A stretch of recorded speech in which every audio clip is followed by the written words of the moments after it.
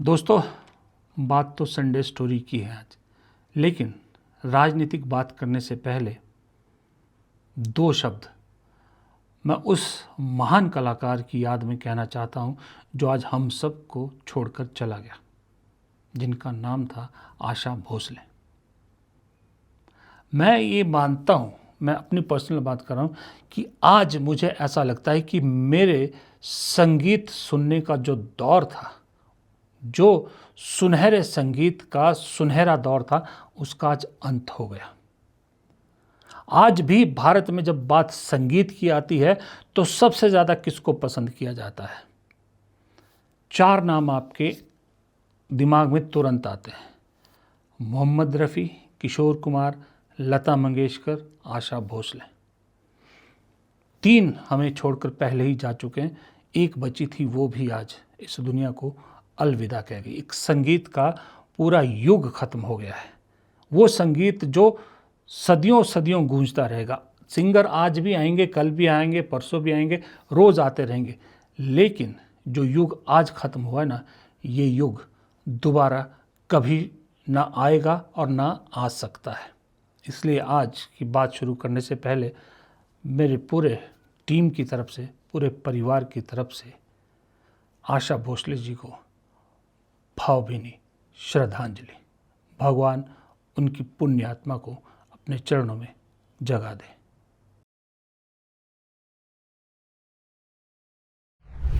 नमस्कार दोस्तों, मेरा नाम है प्रदीप चौहान। संडे स्टोरी में आपका स्वागत है। आज आपको ज़रा पश्चिम बंगाल की यात्रा पर ले चलते हैं। बचपन से हम सब लोगों ने एक कहावत सुनी है ना कि दुश्मन का दुश्मन दोस्त होता है, और राजनीति में तो इस कहावत को बहुत अच्छी तरह से आत्मसात कर लिया जा सकता है। क्या आप कभी सोच सकते हो आज की राजनीति में इस फॉर्मूले पर चलते हुए बीजेपी और कांग्रेस दोस्त हो सकते हैं? नहीं मान सकते ना। क्या आप ये सोच सकते हो कि बीजेपी कांग्रेस की जीत के लिए दुआ मांगे? ये हो नहीं ना सकता। आप कहोगे कि सूरज दूसरी दिशा से निकल सकता है, लेकिन ये नहीं हो सकता। हाँ, नहीं हो सकता, बिल्कुल सही है। लेकिन जिस पश्चिम बंगाल की आज हम बात कर रहे हैं, वहाँ के विधानसभा चुनाव में ये दोनों चीज़ें बड़े अटपटे ढंग से एक तरह से सामने आ रही हैं। दोस्ती चाहते भी हैं दुश्मन से करना, लेकिन कर भी नहीं सकते, मजबूरी है। दुआ भी मांग रहे हैं, लेकिन खुल के दुआ भी नहीं मांग सकते, उसका जिक्र भी नहीं कर सकते, क्योंकि फिर उसका असर उल्टा भी हो सकता है।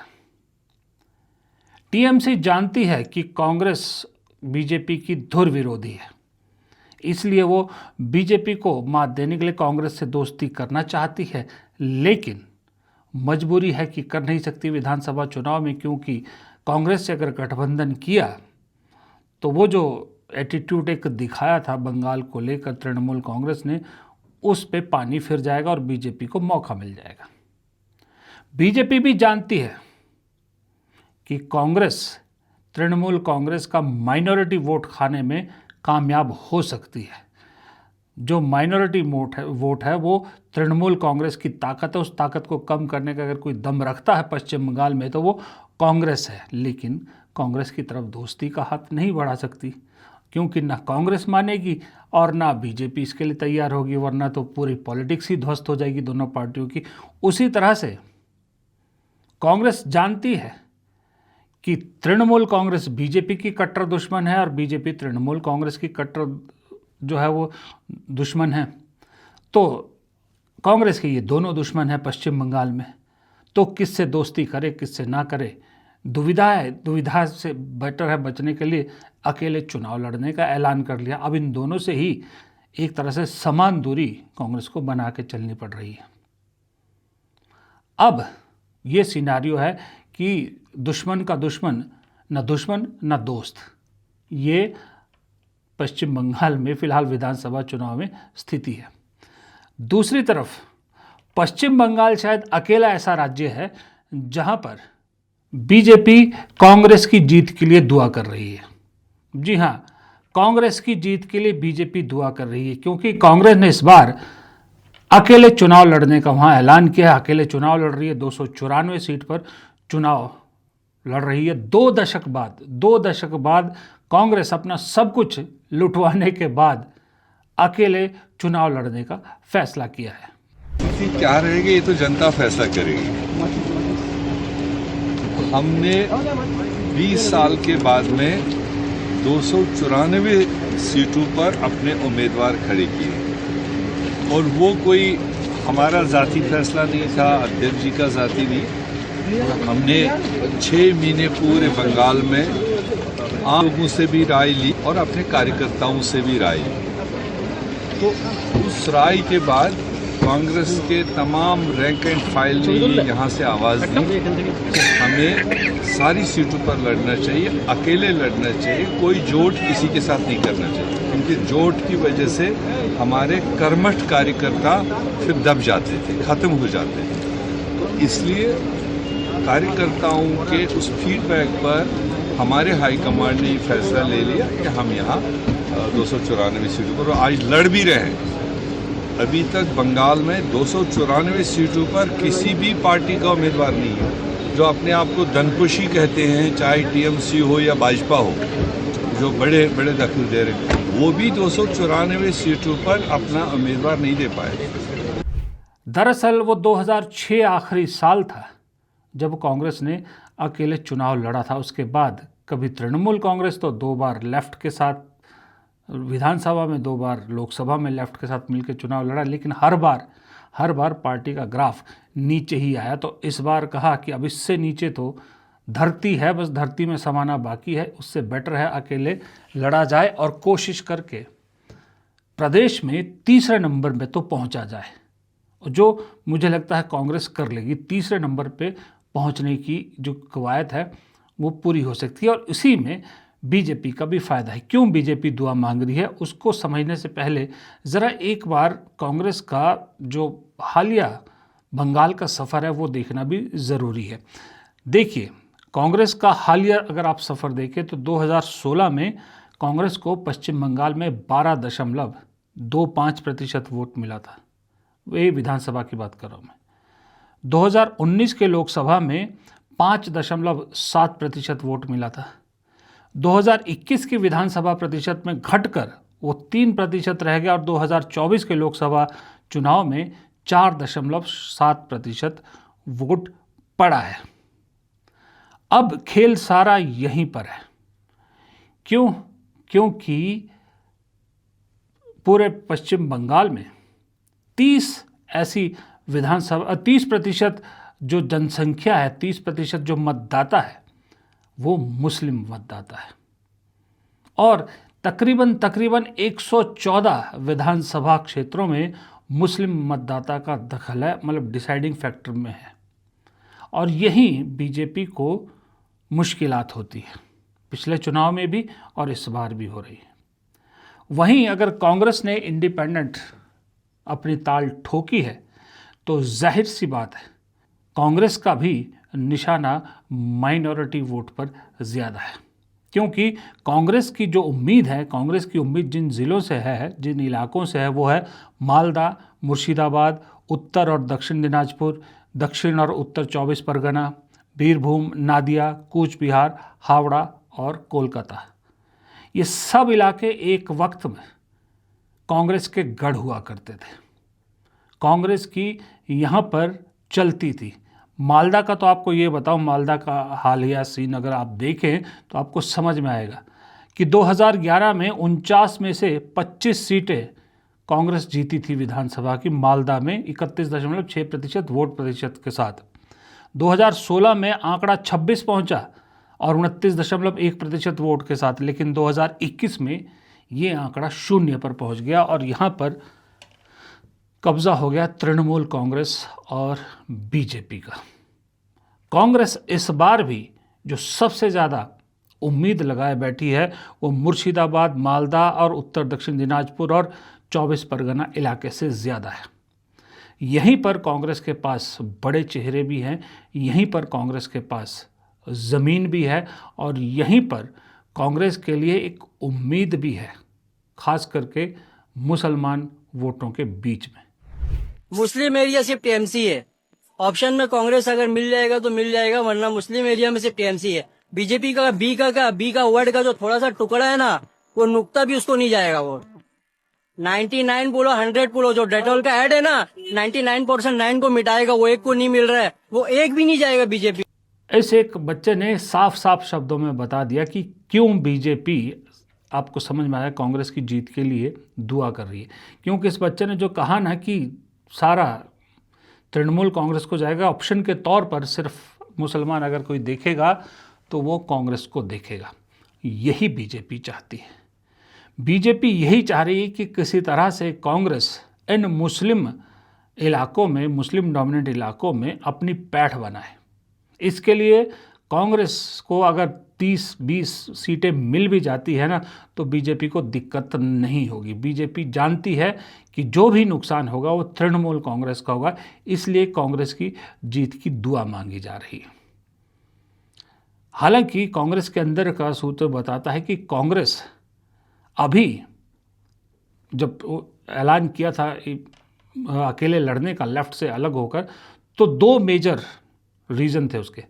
पहला रीज़न था कि प्रदेश में फिर से अपने आप को खड़ा करना है और इन विधानसभा चुनाव में तीसरी पार्टी के तौर पर अपना आप को दर्ज कराना है। तीसरी पार्टी मतलब कि प्रदेश में टीएमसी और बीजेपी के बाद अगर कोई है तो वो कांग्रेस है। यानी लेफ्ट के सफाई का कांग्रेस मान चुकी है कि अब लेफ्ट का पश्चिम बंगाल में उदय होना नामुमकिन है।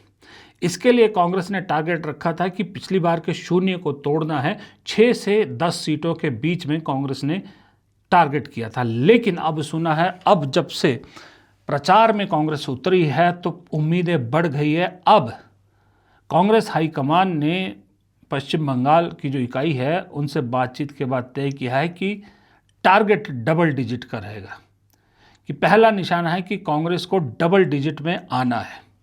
अब डबल डिजिट आपको मालूम है 10 से लेके 20 तक, 19 तक, कुछ भी हो सकता है या उससे भी ऊपर हो सकती है। डबल डिजिट टारगेट है। अब डबल डिजिट टारगेट के लिए जाहिर सी बात है जोर ज़्यादा लगेगा। उसी लिए राहुल गांधी और प्रियंका गांधी भी अब पश्चिम बंगाल के रण में उतर रहे हैं। राहुल गांधी 14 तारीख को वहाँ उतर रहे हैं और प्रियंका गांधी शायद 16 या 18 तारीख को वहाँ जाने वाली है। ये पहला दौर, उसके बाद हो सकता दोबारा भी जाए। अब ऐसे में जहाँ जहाँ प्रियंका गांधी और राहुल गांधी की फ़िलहाल सभाएं प्लानिंग की गई है, वो वही इलाके हैं जहाँ मुस्लिम डोमिनेंस है, जहाँ मुस्लिम वोट ज़्यादा है। लेकिन समस्या यहाँ कांग्रेस के साथ एक और आ जाती है। क्या समस्या ये है कि कांग्रेस अगर वहाँ ज़ोरदार प्रचार से उतरती है पश्चिम बंगाल में, तो उसे इस बात का ध्यान रखना पड़ेगा कि जो प्रचार है वो बड़ा सधा हुआ हो, वो एक तरह से तलवार की धार पर चलने वाला है। इधर गए तो इधर कटे, उधर गए तो उधर कटे। क्योंकि वहाँ पर अगर आपको विधानसभा में वोट मांगने हैं तो जाहिर सी बात है बीजेपी को तो निशाने पे लेना ही लेना है, वो तो बिन कही बात है, डिसाइडेड बात है। लेकिन क्योंकि वहाँ 2 बार से राज्य सरकार तृणमूल कांग्रेस की है, तो तृणमूल कांग्रेस को भी निशाने पर लेना होगा। यहीं पर सभी नेताओं की घिघी बन जाती है। यहीं पर सबको सावधान रहने के लिए कहा गया है, क्योंकि मामला सिर्फ और सिर्फ पश्चिम बंगाल विधानसभा चुनाव का नहीं है, मामला 2029 का है और इंडिया गठबंधन का है। ममता बनर्जी के साथ हालिया अगर आप कुछ वो देखें, वक्त देखें, तो तृणमूल कांग्रेस और कांग्रेस एक दूरी के बाद थोड़ी सी नज़दीक आते दिखी है। खास करके जब सीईसी ज्ञानेश कुमार और जो एसआईआर का मुद्दा है, इन दोनों को लेकर और अपना लोकसभा स्पीकर ओम बिरला के अविश्वास प्रस्ताव को लेकर, इन मुद्दों पर तृणमूल कांग्रेस और कांग्रेस दोनों एक पेज पर नजर आए, एक साथ नजर आए। शायद उसी कोशिश में, शायद नहीं कन्फर्म है कि उसी कोशिश में कांग्रेस ने अधीर रंजन चौधरी को भी प्रदेश अध्यक्ष पद से हटाकर दूसरा चेहरा दे दिया था, क्योंकि ममता बनर्जी पर बहुत तीखे हमले अधीर रंजन चौधरी पहले भी करते थे और आज भी कर रहे हैं। फर्क इतना आ गया कि अधीर रंजन चौधरी अब जो तीखा हमला ममता बनर्जी पर या उनकी पार्टी पर करते हैं वो बहुत सधा हुआ करते हैं। बेड़े भाई आप क्यों रो रही है? आपको इतना रोना धोना अच्छा नहीं लगते। आप भी रो रहे हैं, ममता बनर्जी भी रो रही है। जब बंगाल में पंचायत चुनाव होते हैं, नगर पालिका चुनाव होते हैं, तो आप लोग क्या करते थे? नामांकन तक भरने नहीं देते आप लोग, बताइए तो। बंगाल में पंचायत चुनाव में, नगर पालिका चुनाव में जब सूबे की चुनाव आयोग ने ये सारे चुनाव कराते हैं तो नामांकन भी नहीं भरने दिए जाते हैं। तो किसके खिलाफ आप क्या करोगे? ये राहत आपने दिखाई है। और अगर चुनाव आयोग आपको सम्मान नहीं देते तो जाके आंदोलन कीजिए ना, विरोध कीजिए। आपके दीदी को वकील बढ़ा के सुप्रीम कोर्ट भेजिए ना, हम लोग आपके साथ आए। चुनाव आयोग के खिलाफ अगर कोई आंदोलन होगी तो हम सब आपके साथ आए, लेकिन रोना धोना मत करो, और वो भी घड़ियाली आंसू निकालना बंद करो, ये शोभा नहीं देते। यही दुविधा राहुल गांधी और प्रियंका गांधी को भी आने वाली है कि बहुत सधे हुए तरीके से अपनी बात कहनी है। अब आपको मालूम है पश्चिम बंगाल में कांग्रेस को 1978 के बाद सत्ता हासिल नहीं हुई है। 5 दशक के करीब हो गए। इन 5 दशकों में पश्चिम बंगाल ने राजनीतिक रूप में सबसे ज़्यादा हिंसा देखी है। जब लेफ्ट सत्ता में थी तब भी राजनीतिक हिंसा होती थी, तृणमूल कांग्रेस सत्ता में आई तब भी राजनीतिक हिंसा होती है, और अब बीजेपी सत्ता के लिए संघर्ष कर रही है तब भी खूनी संघर्ष हो रहा है। इसीलिए कांग्रेस ने तीसरी लाइन प्रचार में चुनी है। कांग्रेस लोगों के सामने जो विजन रख रही है, लोगों के सामने जिस कार्ड को खेल रही है, वो कार्ड है बीसी रॉय मॉडल, इंदिरा गांधी कनेक्शन, शांति, प्रगति, उद्योग और स्वास्थ्य का वादा। अब मैं बताता हूँ आपको बीसी रॉय क्या है। बीसी रॉय यानी विधान चंद्र रॉय, जो सन 47 से लेकर 68 तक पश्चिम बंगाल के कांग्रेस के मुख्यमंत्री रहे, नेहरू के समकालीन थे। बीसी रॉय को मॉडर्न पश्चिम बंगाल का आर्किटेक्ट कहा जाता है। कांग्रेस यही वादा कर रही है कि जो अगर आप बीसी रॉय मॉडल चाहते हैं तो हमें मौका दीजिए। बीसी रॉय मॉडल अगर कांग्रेस सत्ता में आती है तो फिर से बीसी रॉय मॉडल पश्चिम बंगाल में लागू किया जाएगा, जिसमें चुनावी हिंसा से दूर बना के शांति की तरफ जाया जाएगा। जो बेसिक इंफ्रास्ट्रक्चर है, जैसे प्रगति होगी, प्रदेश की प्रगति, उद्योग विकास हो गया, स्वास्थ्य हो गया, शिक्षा हो गया, इन सब पर काम किया जाएगा। अब ऐसे में जो वोटर है उसके अंदर भी कांग्रेस ने एक हलचल पैदा कर दी है। जिन्होंने कांग्रेस के राज में वोट किए थे, जिन्होंने कांग्रेस का राज देखा हुआ है, जो जब कांग्रेस सत्ता में थी, तो उनका कहना है कि भाई ये राज जो है कांग्रेस का, उसी वक्त हॉस्पिटल, रोड्स, ये सारी चीज़ें बनी थी। उनका कहना था कि कांग्रेस के टाइम पे जो है वो डिसिप्लिन था, सब कुछ था, डेवलपमेंट था, जो आज मिसिंग है। और जो नई जनरेशन है, जिन्होंने कांग्रेस का राज देखा ही नहीं, जिन्होंने सिर्फ सुना है, उनका भी ये कहना है कि इन्होंने कांग्रेस के शासन के अच्छाई और बुराई दोनों सुने हैं, लेकिन हमें जो मैटर करता है वो है हमारा आज। और हमारा आज ये कहता है कि बदलाव ज़रूरी है, लेकिन इस बदलाव के बीच में बीजेपी की जहाँ सरकारें हैं, राज्य सरकारें, उनका एग्जाम्पल भी इन सब के सामने है कि वहाँ पर स्थितियाँ कितनी ख़राब हैं। तो ये दोनों जनरेशन के दोनों तरह की सोच कांग्रेस पैदा कर पा रही है, क्योंकि वो बीसी रॉय मॉडल सामने रख रही है। साथ में कांग्रेस एक चीज़ और कर रही है, वो इंदिरा गांधी का पश्चिम बंगाल के साथ जो कनेक्शन है उसको भी भुनाने की कोशिश कर रही है। आप देखते हैं ना, मोदी जी अक्सर कहते हैं कि मेरा बड़ा पुराना नाता है, मेरा यहाँ ये कनेक्शन है, मेरा वो कनेक्शन है। उसी तर्ज पर कांग्रेस भी बता रही कि इंदिरा गांधी ने भी गुरु रविंद्रनाथ टैगोर के शांति निकेतन में कुछ वक्त बिताया था, यहाँ की पढ़ाई की थी। तो वो इंदिरा गांधी का स्पेशल कनेक्शन था पश्चिम बंगाल के साथ। उसी को शायद प्रियंका गांधी अपने भाषण के ज़रिए उसी का संदेश देने की कोशिश करेगी, यानी थर्ड ऑप्शन दे रही है। और ये बात सही है, जब संघर्ष चारों तरफ दिख रहा हो, जब सत्ता के लिए सिर्फ लड़ाई लड़ाई दिख रही हो ना, तब आदमी फेडअप होके, 5 दशक में तो खैर बहुत फेडअप हो जाते हैं, पर पश्चिम बंगाल के भी लोग फेडअप होके शायद हो सकता है कांग्रेस के जो नया ऑप्शन है, कांग्रेस का जो नया विजन है, उसको पसंद करें, जहाँ पर बात शांति की हो, जहाँ पर बात एक दूसरे पे पर्सनल अटैक की ना हो, जहाँ पर बात विकास की हो और एक प्रूवन मॉडल को दोबारा लागू करने का जहाँ पर वादा हो। मैं ये नहीं कहता कि कांग्रेस को इतनी सीटें मिल जाएगी कि सरकार बना लेगी, कतई नहीं। अगर कोई ये कह रहा है या सोच रहा है तो या तो वो खुद बेवकूफ़ है या दूसरों को बेवकूफ़ समझने की कोशिश कर रहा है। पर मैं ये कह रहा हूँ कि अगर कांग्रेस की ये बातें लोगों को समझ में आती है और कांग्रेस डबल डिजिट में अपना वोट शेयर और सीटों को ले जाती है, तो कांग्रेस के लिए संजीवनी का काम 2029 का लोकसभा चुनाव और 2031 के विधानसभा चुनाव के लिए करेगी।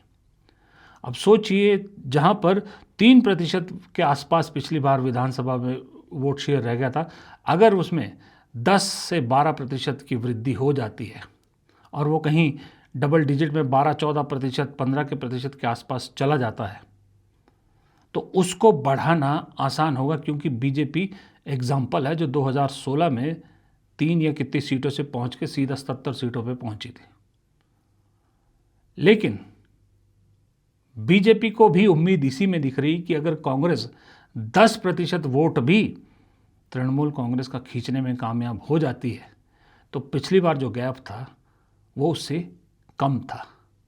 तो बीजेपी को लग रहा है सत्ता उसके नज़दीक पहुंचेगी। और ममता बनर्जी को भी यही डर सता रहा है कि अगर कांग्रेस ने थोड़ा भी बेहतर कर दिया तो मुश्किलात सिर्फ और सिर्फ ममता बनर्जी के लिए होगी। क्योंकि अभी ओवैसी और जो कबीर जो है, वो हुमायूं कबीर, जो उनका स्टिंग ऑपरेशन हुआ, जिसमें सच्चाई खुल गई कि किस तरह से मुस्लिम वोटों का बंटवारे के लिए बाकायदा सेटिंग की गई थी, उस सेटिंग के खुल जाने के बाद अब एक ही होप है, वो है कांग्रेस, जो मुस्लिम वोटों में सेंध कर सकती है। तो ये खेल बड़ा अजीब सा पश्चिम बंगाल में हो रहा है कि ना दोस्ती हो सकती है, ना दुश्मनी हो सकती है। हाँ, अंदर खाते में एक दूसरे के लिए यूँ कहें कि आप दुर्भावना से ज़्यादा सद्भावना है।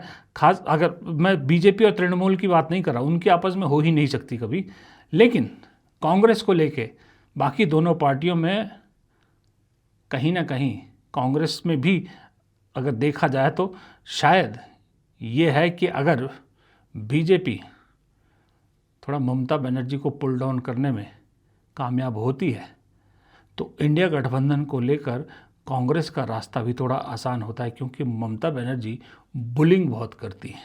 ये बात तो कांग्रेस भी जानती है। फिलहाल इस वीडियो में इतना ही। वीडियो पसंद आया तो लाइक कीजिएगा, शेयर कीजिएगा, कमेंट बॉक्स में आप भी अपनी राय दीजिएगा और चैनल को सब्सक्राइब करना मत भूलिएगा। नमस्कार।